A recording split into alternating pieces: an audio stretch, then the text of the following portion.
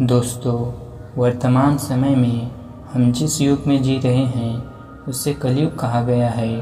चारों युगों में कलयुग को श्रापित युग कहा गया है।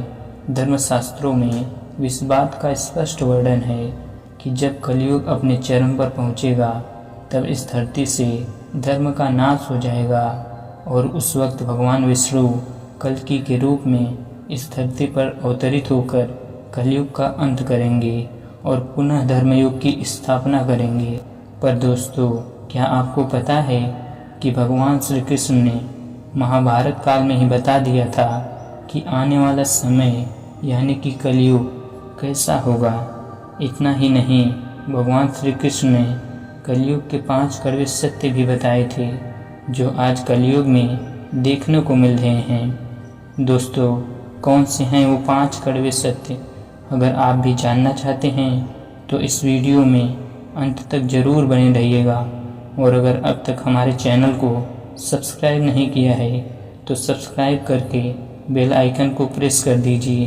तो चलिए बिना टाइम वेस्ट किए स्टार्ट करते हैं। दोस्तों, महाभारत काल में जब पांडव युद्ध क्रीड़ा में अपना सब कुछ गंवा देते हैं तब उन्हें वनवास जाना पड़ता है। वनवास जाने से पहले पांडव भगवान श्री कृष्ण से मिलते हैं और उनसे कहते हैं कि हे भगवान, युद्ध क्रीड़ा में सब कुछ गंवाने के बाद अब हम 5 भाई द्रौपदी सहित वनवास जा रहे हैं। लेकिन वनवास जाने से पहले हम यह जानने के लिए उत्सुक हैं कि आने वाला युग यानी कि कलयुग कैसा होगा। उस समय के मनुष्य कैसे होंगे, लोगों के विचार कैसे होंगे और मोक्ष की प्राप्ति कैसे होगी। पांडवों के मुंह से ये सारी बातें सुनकर भगवान श्री कृष्ण थोड़ी देर सोच विचार करते हैं और फिर पांडवों से कहते हैं, पहले आप सभी वन जाइए और वन में जो कुछ भी दिखाई दे वो मुझे आकर बताइए, तब मैं आपको इन सभी प्रश्नों का जवाब दूंगा। अब भगवान श्री कृष्ण के कहे अनुसार 5 पांडव भाई वन में चले गए और वन में जो कुछ भी उन्हें दिखाई दिया उसे देखकर वो हैरान हो गए। उन्हें अपनी आंखों पर यकीन नहीं हो रहा था। कुछ समय वन में बिताने के बाद वे सभी वापस से भगवान श्री कृष्ण के पास लौटते हैं। लेकिन इस बार पांडव के मस्तक पर श्रीखंड था और वे किसी उलझन में पड़े हुए नजर आ रहे थे। जब भगवान श्री कृष्ण ने पांडवों की ऐसी दशा देखी तो उनसे रहा नहीं गया। भगवान ने कहा, आप सभी के सोच विचार में मग्न हैं, हमें बताएं, अगर संभव होगा तो हम उसका समाधान अवश्य करेंगे। भगवान श्री कृष्ण के मुंह से ये बात सुनकर पांडव पुत्र धर्मराज युधिष्ठिर ने हाथ जोड़कर कहा, हे माधव, हमारी शंका वन में दिखे उन दृश्यों को लेकर है जिसकी कल्पना हमने सपने में भी नहीं की थी। इस पर भगवान श्री कृष्ण कहते हैं, आप सभी एक एक करके मुझे विस्तार से बताएं कि आपने वन में क्या देखा। इस पर युधिष्ठिर सबसे पहले कहते हैं, द्वारिका नरेश, हम सभी पांडव भाई वन में पहुंचकर अलग अलग दिशाओं में भ्रमण करने के लिए निकल गए थे। जब मैं अकेले वन में भ्रमण कर रहा था तो मैंने वन में 2 सूंड वाले एक हाथी को देखा। अब आप मेरी इस शंका को दूर कीजिए कि भला एक हाथी के 2 सूंड कैसे हो सकते हैं। अब अर्जुन की बारी होती है। अर्जुन बताते हैं कि उन्होंने वन में एक ऐसे पक्षी को देखा जिसके पंख पर वेद की रचनाएं लिखी हुई थी और वह मुर्दे का मांस खा रहा था। अर्जुन के बाद भीम बताते हैं कि उन्होंने वन में एक ऐसे गाय को देखा जो अपने बछड़े के जन्म के बाद उसे इतना चाट रही थी कि उसके शरीर से खून आने लगता है। इसे देखकर मैं हैरान रह गया कि कोई माता अपने बच्चे के साथ ऐसा कैसे कर सकती है। अब भगवान श्री कृष्ण सहदेव से पूछते हैं कि सहदेव, तुमने वन में क्या देखा। इस पर सहदेव बोलते हैं कि मैंने वन में एक जगह बहुत से कुएं को देखा, लेकिन हैरानी की बात यह थी कि जहां आसपास के सभी कुओं में पानी था वहीं बीच का कुआं पूरा खाली था। बीच का कुआं गहरा भी है लेकिन फिर भी उसमें पानी नहीं है, ऐसा कैसे संभव है। अब नकुल आगे बताते हैं कि जब वे वन में भ्रमण कर रहे थे तब उन्होंने एक भारी चट्टान को पर्वत से लुढ़कते हुए देखा। वो चट्टान रास्ते में न जाने कितनी ही विशाल वृक्ष और शिलाओं से टकराती है। पर उसे कोई रोक नहीं पाता। लेकिन अंत में एक अत्यंत छोटे पौधे के स्पर्श से वह चट्टान रुक जाती है। अब युधिष्ठिर भगवान श्री कृष्ण से कहते हैं कि हे वसुदेव, हम भाइयों ने वन में जो कुछ भी देखा वह सारा विस्तार से आपको बता दिया। अब आप हमारी शंकाओं को दूर करते हुए इन सभी दृश्यों का अर्थ बताइए। इस पर भगवान श्री कृष्ण युधिष्ठिर से कहते हैं, धर्मराज, जैसा कि आपने बताया, आप 2 सूंड वाले हाथी को देखकर सोच में पड़ गए हैं। लेकिन धर्मराज, इसमें हैरान होने वाली बात नहीं है, क्योंकि कलयुग में ऐसे लोग ही राज्य करेंगे जो बोलेंगे कुछ और करेंगे कुछ और। इनके मन में कुछ और कर्म में कुछ और होगा। ये लोग शोषण करने का एक भी मौका हाथ से जाने नहीं देंगे। ये बस अपने हित की ही बात सोचेंगे।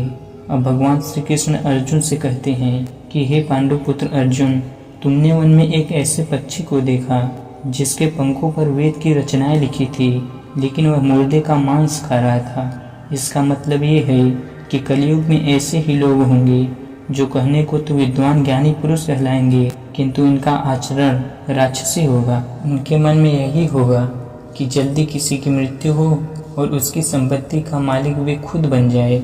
कलयुग में मनुष्य के लिए सबसे ऊपर धन और संपत्ति होगा और बस कुछ गिने चुने शख्स ही वास्तविक संत होंगे।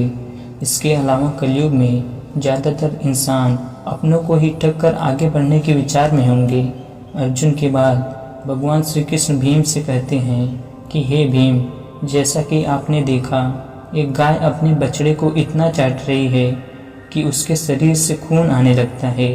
ठीक उसी तरह कलयुग का मनुष्य भी अपने संतान पर इतना प्यार लुटाएगा कि उसके बच्चे का विकास रुक जाएगा। एक माता की ममता अपने औलाद को मोह माया संसार में इस तरह बांध कर रख देगी कि उसके बच्चे का जीवन नष्ट हो जाएगा। अगर किसी का बेटा घर द्वार छोड़कर साधु बनेगा तो हजारों व्यक्ति उसके दर्शन को जाएंगे, किंतु यदि अपना बेटा साधु बनेगा तो वो रोएंगे, विलाप करेंगे कि मेरा बेटा गलत रास्ते पर चला गया। दोस्तों, यहाँ भगवान श्री कृष्ण जीवन की वास्तविकता को बताते हुए कहते हैं कि इंसान को यह समझना होगा कि तुम्हारे पुत्र तुम्हारे नहीं बल्कि उनकी पत्नियों की अमानत हैं, और पुत्रियाँ उनकी पतियों की, और तुम्हारा ये शरीर मृत्यु की और आत्मा परमात्मा की अमानत है।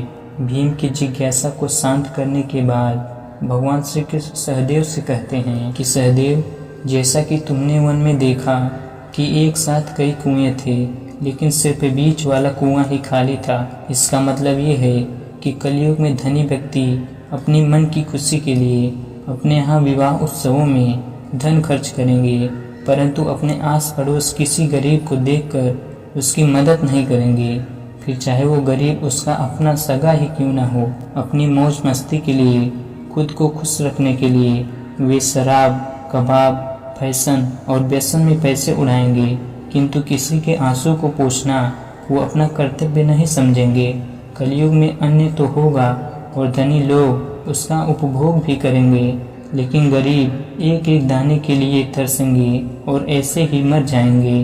भगवान श्री कृष्ण की यह सारी बातें सुनकर सहदेव थोड़े दुखी हो जाते हैं, लेकिन इस कटुत सच के सामने वो क्या ही कर सकते थे। अब भगवान श्री कृष्ण नकुल से कहते हैं कि नकुल, जैसा कि तुमने वन में देखा, एक भारी चट्टान पर्वत से लुढ़क कर कई विशालकाय वृक्षों एवं शिलाओं से टकराती है, पर कोई भी उसे रोक नहीं पाता। लेकिन एक छोटे से पौधे का स्पर्श उस चट्टान को रोक देता है। इसका मतलब है कि कलयुग में मनुष्य की बुद्धि क्षीण होती जाएगी, उसकी जीवन का पतन होगा, लेकिन उसके पतन को धन रूपी वृक्ष नहीं रोक पाएगा, पर हरि नाम रूपी एक छोटा सा पौधा व्यक्ति के जीवन का पतन रोकने के लिए सक्षम होगा। अतः कलयुग में हरि नाम ही मोक्ष का एकमात्र मार्ग होगा। अगर व्यक्ति धन का लालच छोड़कर भगवान की भक्ति में रम जाएगा, हरिनाम का जाप करेगा, तो निश्चय ही उसे कोई दुख तकलीफ नहीं होगा और मरने के बाद भी उसे भगवान के चरणों में जगह मिलेगी।